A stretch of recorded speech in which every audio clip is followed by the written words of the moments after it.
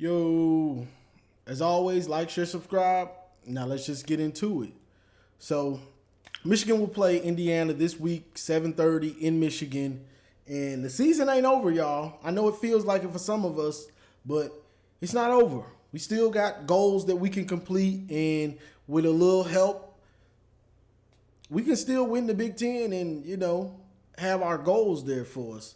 So, this week, the big thing about this week is, and this is for the season, the rest of the season, Michigan has trap games in between big games. So the rest of we got Indiana, Penn State, Maryland, Ohio State. So it's big that the coaching staff has the team focused on that week's opponent and not looking ahead.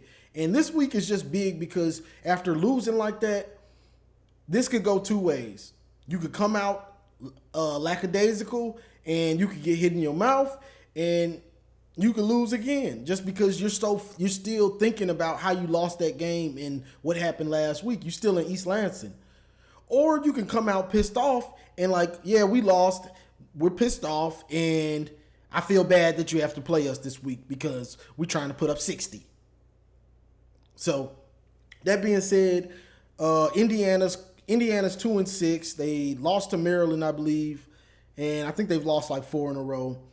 Michael Penix is out. Tuttle is out. I wish Tuttle was playing because he's a check down king. He's just going to check it down all day. He ain't going to try too many throws to Freifogel. They still got Freifogel. He's still a beast, even though he doesn't have many touchdowns, but he's missing his quarterbacks. He's got 400 yards on the year.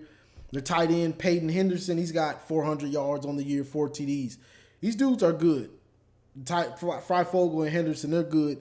But they're starting their third-string quarterback. He's a young kid. I think he's a freshman or a redshirt freshman. He's like 6'5", 200. He's mobile.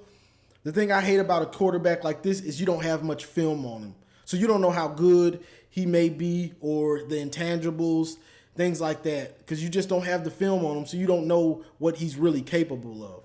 Now, that being said, Michigan has the talent and everything to dominate this game, but we don't know how they gonna come out after what happened in East Lansing. So that being said, I just look for Michigan to get back to basics on some of this stuff. And McDonald, the rest of the season, you're gonna see no huddle, especially when we play Penn State and OSU. They're gonna do it. OSU has done it a couple years. They did it. I want to say 2 years on us. So McDonald is switching out guys after every play on the D-line. So, one, he needs to have some gamesmanship as a college coach now and understand when teams do this, and we've seen this before, so I don't want people saying like, oh, that's cheap and all that. No, the term is if you ain't cheating, you ain't trying. That's the term in football. So if they running that no huddle and you need to get a break or something, you need to tell one of your players to go down. You got a cramp. And we've seen this on the big stage in big games. This has happened. I've seen it countless times when a team is running no huddle and it's working great and a player is trying to get off and the coaches will tell him, go down, go down, go down. And he acts like he's got a cramp or something just to slow down the no huddle. That's gamesmanship. That ain't trying to be sneaky. That's gamesmanship. So that's just what it is. Like we've seen it, but he has to figure out who are my guys that can play run and pass and leave them in the game sometimes. You don't need to be switching out dudes on every play and stuff in the first quarter. You tired in the first quarter? So that just don't make sense. Like, bro, you got to figure it. This ain't the NFL. So you got to figure it out. And a lot of our dudes can play like end or tackle. So I'm not sure what he's doing with this, bringing in all these, switching these guys in and out. Like, bro, you got to get that under control. So besides that, red zone offense. Michigan needs to figure out red zone offense and figure out what they need to do to get red zone touchdowns. And with that being said, I don't know if I don't care what you have to do. If you have to put JJ in the red zone, if that's what you have to do to get some type of red zone passing touchdowns, you do what you got to do. But as far as Cade, and I was watching Monday Morning Quarterback, Devin Gardner does a great job of this, breaking down the film of the game, whatever game we just played. And the thing he was saying about Cade, and you can't really see this watching the game until you are able to slow it down and break it down like he did. Cade throws deep passes late. He kind of waits to see what's going to happen. And you can't play like that. It's too slow. So what he needs to do is, like, he'll wait to see them open when he could have already thrown it. So he's like a second late on a lot of these deep throws. And that's why they seem off, because he's waiting too long. Like the throw to, who was it? AJ Henning. He's running a corner. You in the red zone. It's man coverage. He's running. You and the receiver know the route. The corner does not know the route unless he's just got great anticipation and just runs the route for you. But AJ Henning's running upfield, and it's a corner route. But Cade throws it. He waits to see him break. You don't have to wait to see him break. You should know where he's going. You practice with him all the time. You know where he's going. So before he even makes the break, that ball, as soon as he hits that foot, the ball needs to be in the air. So when AJ Henning or whoever it is looks, the ball's already about to drop in. And the problem is Cade waits and then he throws it, so the timing is off. He has to, and this is on Gaddis. You got to see that in the film room and coach him out of it. Like, no, you're waiting a second too long. Release that ball before he breaks. Or even on the go route, I believe it was to Cornelius. If you're even, when you're running a go route, if you're even, you're leaving. That's the adage. That's what they say. Meaning, you see Cornelius next to him, you release that ball. So when he does pass him and he looks, the ball will be coming in. Cade is waiting to see him beat the corner all the way, and then he throws it. If you're in the red zone, you don't have enough space for that unless you just drop in a dime, but you're still cutting it close. So he's waiting to see, okay, he's all the way open, and then he releases it.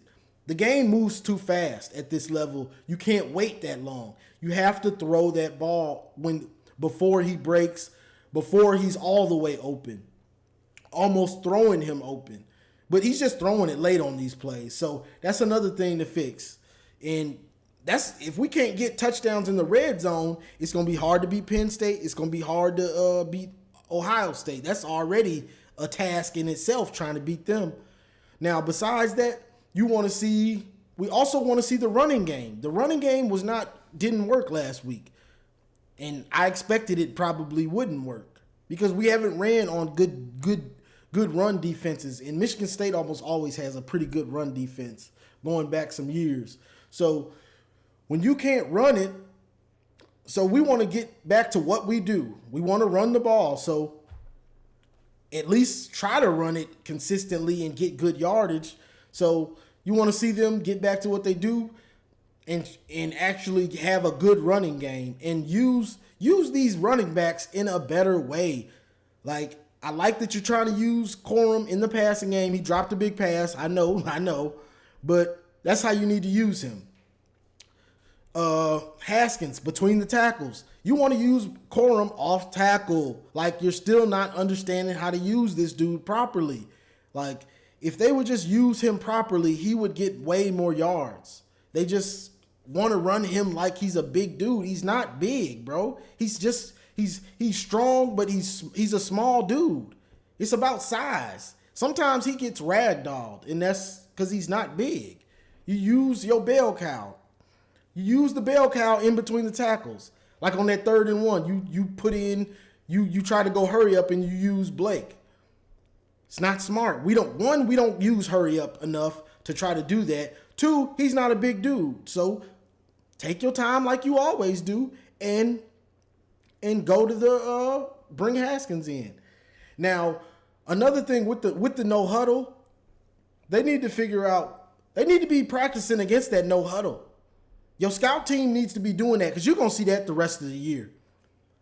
Until teams see that we have it under control, you're going to see that no huddle a lot, up tempo, whatever you want to call it. You're going to see it the rest of the season. So you need to be figuring out how you can handle it. Because even if we don't make substitutions, a lot of the times we still have trouble lining up, and it needs to be taken care of. But this game, you want to see we get back to what we do. Of course, the pass rush. Michigan should be pissed off and want to give this young dude hell. Aiden Ojabo, you can almost count on that. But you don't want to see the back end make plays. Freifogel is a good receiver. Henderson is a good tight end. So, you want to see how they handle them because these dudes can make plays. So, to me, this game should be a comfortable win for Michigan. That's if they're mad and if they've got over Michigan State. The coach's job this week is to get these players' heads from Michigan State and understand your goals are still there to be won. Win on out. What did Cade say last year when he won? What if we win on out?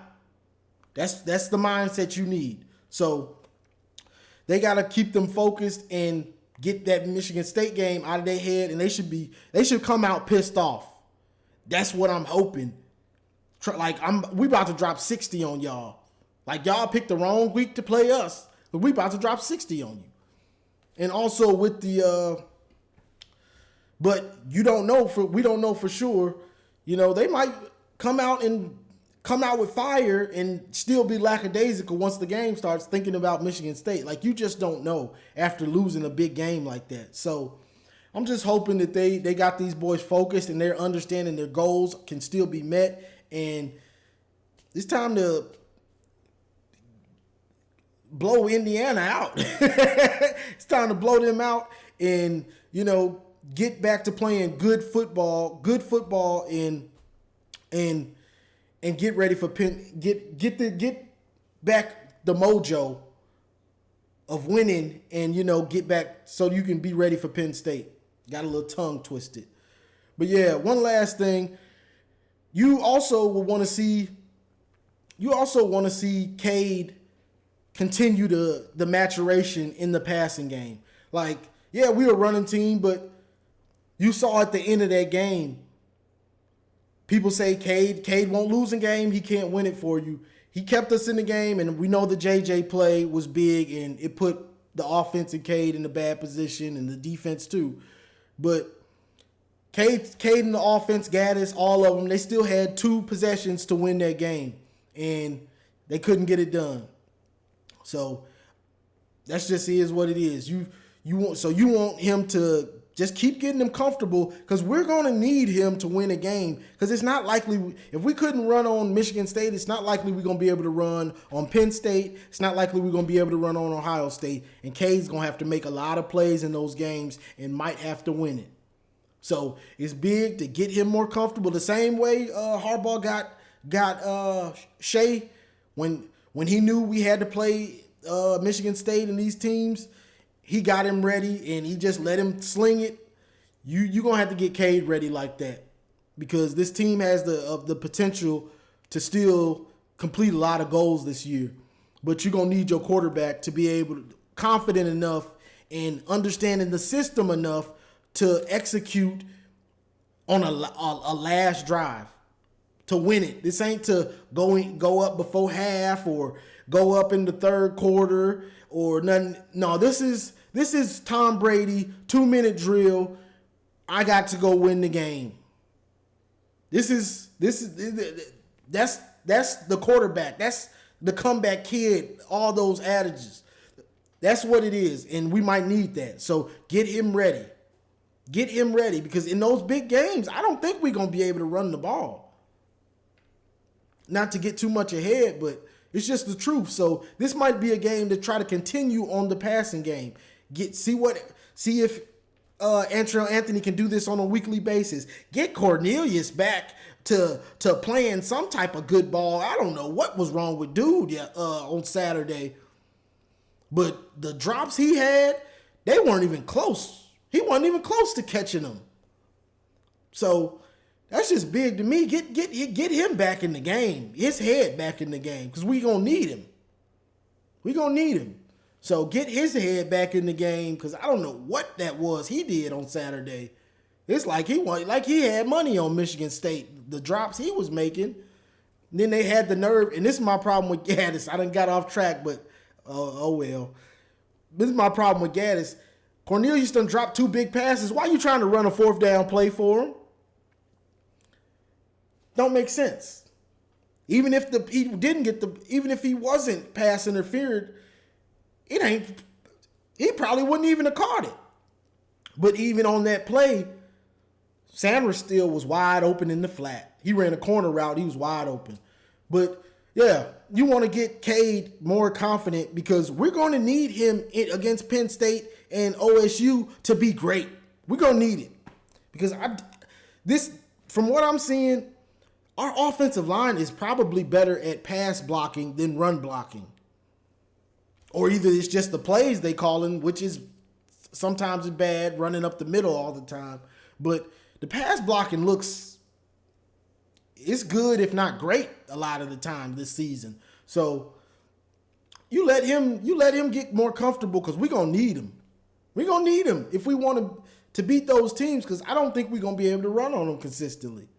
So to me, this game, I know they're going to want to establish the run and get that back going, but you might need to try to have Cade come out here and throw for 300-400 again, just to keep getting him more comfortable, get the receivers more comfortable, and just get used to it and get him as comfortable as possible, because we're going to need him.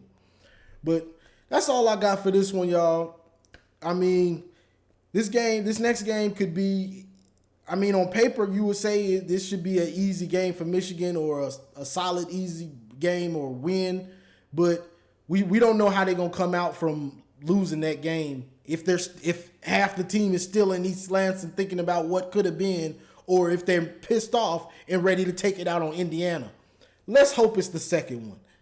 But that's all I got for this one, y'all. I didn't mean for it to get this long, but I'm still halfway in East Lansing thinking about it. So that just is what it is. And a lot of that stuff, it correlates into the next game and when you play other good teams. So I just wanted to touch on it, because that's just how it is the rest of the season. So like, share, subscribe, and as always, go blue.